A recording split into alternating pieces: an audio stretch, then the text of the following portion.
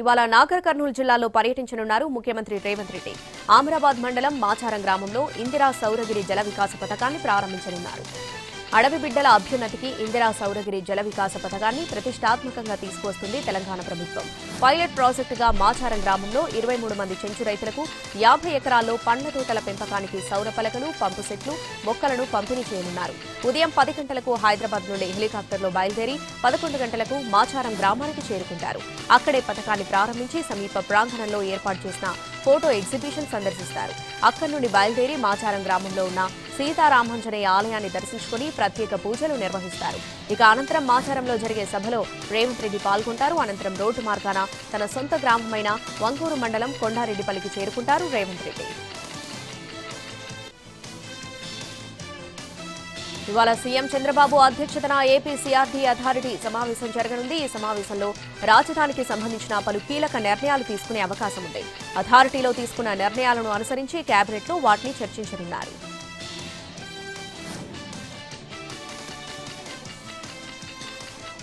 Deputy CM Bhatti విక్రమార్కతో రష్యా consul general Valery Khorzhayev మర్యాదపూర్వకంగా భేటీ అయ్యారు.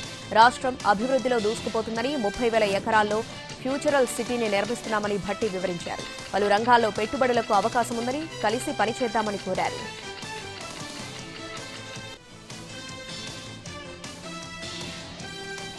టీడీపీలో మహానాడు సందడి మొదలైంది. సంస్థాగత నిర్మాణంలో భాగంగా ఏటా రాష్ట్ర స్థాయిలో మహానాడును ఆ పార్టీ ఘనంగా నిర్వహిస్తుంది. ప్రతి 2 ఏళ్లకొకసారి నియోజకవర్గ, జిల్లా స్థాయిలో మినీ మహానాడును ఏర్పాటు చేస్తుంది. దీంతో ఈ నెల 22 లోపు మినీ, 25 లోపు పార్లమెంటు స్థాయి మహానాడు పూర్తి చేయాలని అధిష్టానం ఆదేశించింది. కడపలో ఈ నెల 27 నుంచి 29 వరకు జరగనున్న టీడీపీ మహానాడుకు జిల్లాల నుంచి పార్టీ శ్రేణులు వచ్చేలా ప్రణాళికలు చేస్తున్నారు. అందుకోసం మినిస్టర్స్ రివ్యూ మీటింగ్ ఏర్పాటు చేశారు. సభ ఏర్పాట్లను దగ్గరుండి పర్యవేక్షిస్తున్నారు. కార్యకర్తలకు, నేతలకు ఎలాంటి ఇబ్బంది కలగకుండా ఉండేలా చర్యలు తీసుకుంటున్నారు. దేశ అభివృద్ధికి ఒకే దేశం, ఒకే ఎన్నిక కీలకమని కేంద్ర మంత్రి కిషన్ రెడ్డి పేర్కొన్నారు. దీనిపై మేధావులు, రాజకీయ పార్టీలు ప్రజలంతా చర్చించి చైతన్యవంతులు కావాలని పిలుపునిచ్చారు. దేశానికి స్వాతంత్ర్యం వచ్చి 76 ఏళ్లైనా మనం ఇంకా బ్రిటిష్ విధానాలనే అనుసరిస్తున్నామని చెప్పారు. భవిష్యత్తు తరాల కోసం సంస్కరణలు తేవాల్సి ఉందన్నారు. ప్రధాని మోడీ ఆధ్వర్యంలో దేశానికి అనుగుణంగా చట్టాల్లో మార్పులు తేవాల్సిన అవసరం ఉందన్నారు. జమిలీ ఎన్నికలతో ఎంతో సమయం, డబ్బు ఆదా అవుతుందని పేర్కొన్నారు.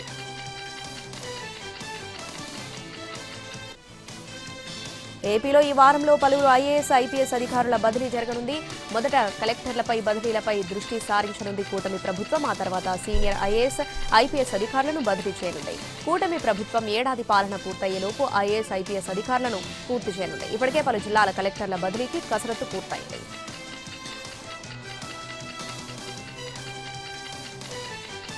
ఇసుకపల్లి రాజు అనే వ్యక్తిపై దాడి కేసులో మాజీ ఎంపీ, వైసీపీ నేత నందిగాం సురేష్ను తుళ్లూరు పోలీసులు ఆదివారం అరెస్ట్ చేశారు. నందిగాం సురేష్ అరెస్టుపై సమాచారం అందుకున్న అతడి భార్య బేబీలత తుళ్లూరు పోలీస్ స్టేషన్కు చేరుకుని ఆందోళనకు దిగారు. తన భర్తను అన్యాయంగా అరెస్ట్ చేశారంటూ ఆమె ఆరోపించారు. తన భర్త నందిగాం సురేష్ను వెంటనే జైలు నుంచి విడుదల చేయాలని ఆమె ఈ సందర్భంగా డిమాండ్ చేశారు.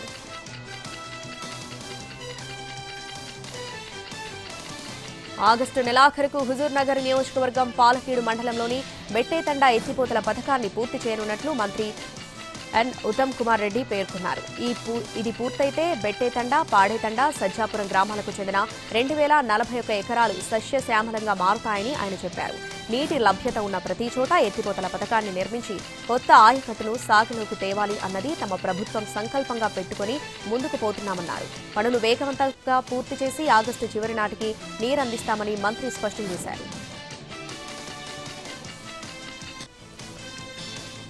ఈ నెల 22న ప్రధాని మోడీ దేశవ్యాప్తంగా 102 రైల్వే స్టేషన్లను వర్చువల్ గా ప్రారంభిస్తారని కేంద్ర మంత్రి బండి సంజయ్ అన్నారు. అందులో తెలంగాణలో 3, బేగంపేట, వరంగల్, కరీంనగర్ ఉన్నాయని, అందులో కరీంనగర్ ఉండటం మరింత సంతోషాన్నిచ్చిందన్నారు. ఈ రైల్వే స్టేషన్ అద్భుతంగా మారిందని, త్వరలోనే జమ్మికుంట రైల్వే స్టేషన్ కూడా ఆధునీకరించబోతున్నామన్నారు. తీగలగుట్ట ఆర్ఓబీ పనులు కూడా కొనసాగుతాయన్నారు. బడ్జెట్ కంటే అదనంగా 2 కోట్లు వెచ్చించి రోడ్లు, ఇతర సౌకర్యాలు కల్పిస్తున్నట్టు ప్రకటించారు.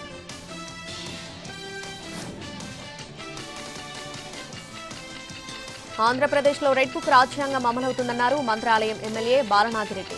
లిక్కర్ స్కామ్ కేసులో మాజీ ఐఏఎస్ అధికారి ధనంజయ రెడ్డి, మాజీ ఓఎస్డీ కృష్ణమోహన్ రెడ్డి అరెస్టును ఖండించారు. గత టీడీపీ ప్రభుత్వ హయాంలో 25,000 కోట్ల లిక్కర్ స్కామ్ జరిగిందని సిఐడి అధికారులు నిర్ధారించారన్నారు. 2019లో వైసీపీ అధికారంలోకి వచ్చిన తర్వాత 43,000 బెల్ట్ షాపులను తొలగించిందన్నారు. అలాగే 4,380 పర్మిట్ రూమ్లు రద్దు చేసినట్టు వివరించారు. సూపర్ 6 పథకాలను అమలు చేయడం చేతగాక వైసీపీ నేతలు, అప్పటి అధికారులు సోషల్ మీడియా కార్యకర్తలపై తప్పుడు కేసులు పెట్టి వేధిస్తున్నారని మండిపడ్డారు ఎమ్మెల్యే బాలనాగిరెడ్డి.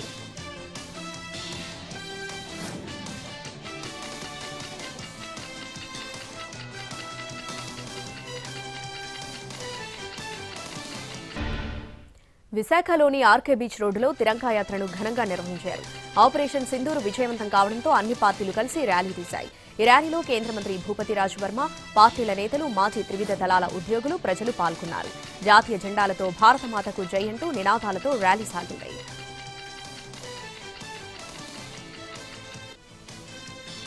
తెలంగాణ సచివాలయం బయట పచ్చిక బయళ్లలో ఏర్పాటు చేసిన కుర్చీల్లో అందాల భామలు ఆసీనులై 1000 డ్రోన్లతో ప్రదర్శించిన డ్రోన్ షోను తిలకించారు.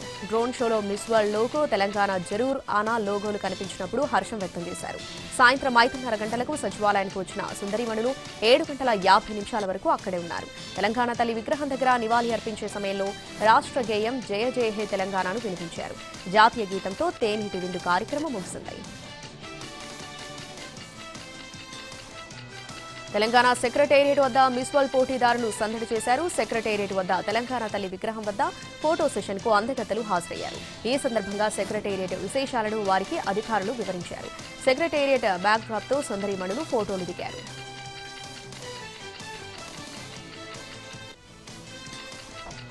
చార్మినార్ సమీపంలోని గుల్జార్ హౌస్ లో అగ్ని ప్రమాదం జరిగిన ప్రాంతాన్ని డిప్యూటీ సీఎం భట్టి విక్రమార్క పరిశీలించారు.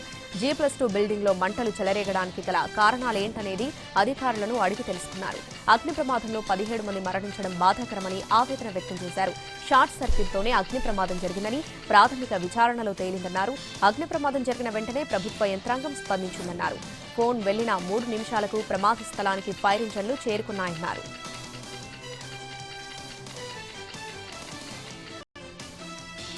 అసలే వేసవి కాలం, ఎండలు మండిపోతున్నాయి. అలాంటి వేళ కూల్ గా మందు కొడదామనుకునే మందు బాబులకు తెలంగాణ ప్రభుత్వం గట్టి షాక్ ఇచ్చింది. మద్యం ధరలు పెంచుతున్నట్లు దుకాణాలకు ఎక్సైజ్ శాఖ ఆదివారం సర్క్యులర్ పంపింది. క్వార్టర్ బాటిల్ పై 10 రూపాయలు పెంచింది. అలాగే హాఫ్ బాటిల్ కి 20, ఫుల్ బాటిల్ పై 40 రూపాయలు పెంచింది. ఈ మేరకు జారీ చేసిన సర్క్యులర్లలో ఎక్సైజ్ శాఖ స్పష్టం చేసింది. మరోవైపు ఇప్పటికే బియర్ ధరలు ప్రభుత్వం పెంచింది. అలాగే మద్యం ధరలను సైతం పెంచాలని నిర్ణయించింది.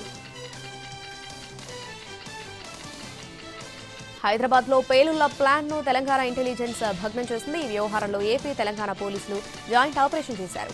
పేలుళ్లకు ప్లాన్ చేసిన వ్యక్తులను అరెస్ట్ చేశారు. విజయనగరానికి చెందిన సిరాజ్, హైదరాబాద్ కు చెందిన సమీర్ ను అరెస్ట్ చేశారు. విజయనగరంలో సిరాజ్ పేలుడు పదార్థాలు కొనుగోలు చేశాడు. సిరాజ్, సమీర్ కలిసి డమ్మీ బ్లాస్ట్ కు ప్లాన్ చేశారు. సౌదీ అరేబియా నుంచి ఐసిస్ మాడ్యూల్ సిరాజ్, సమీర్ కు ఆదేశాలు ఇచ్చినట్లు తెలుస్తోంది. పోలీసులు తనిఖీలు ముమ్మరం చేశారు.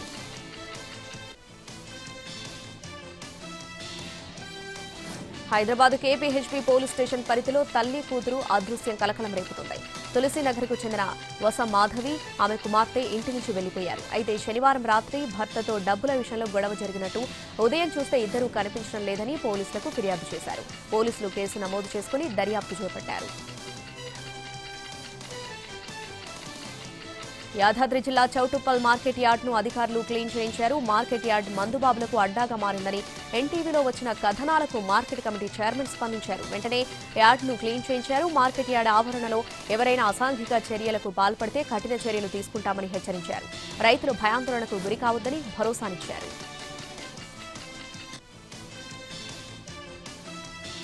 ఆపరేషన్ సింధూర్ ద్వారా దేశీయంగా అభివృద్ధి చేసిన బ్రహ్మోస్ క్షిపణులు పాకిస్తాన్లోని వైమానిక స్థావరాలను ధ్వంసం చేశాయని కేంద్ర హోంమంత్రి అమిత్ షా పేర్కొన్నారు. అయితే చైనా నుంచి అరువు తెచ్చుకున్న గగనతల రక్షణ వ్యవస్థలను పాక్ ఉపయోగించలేదన్నారు. గతంలో చేసిన సర్జికల్ స్ట్రైక్స్, గగనతల దాడులు కేవలం పీఓకేకు పరిమితమయ్యాయని, ఆపరేషన్ సింధూర్లో పాక్లోని 100 కిలోమీటర్ల మేర చొచ్చుకెళ్లి ఉగ్ర స్థావరాలను నాశనం చేశామన్నారు. దీంతో ఉగ్రవాదంపై దాయాది దేశం చేసిన అబద్ధపు ప్రచారం బహిర్గతమైందన్నారు.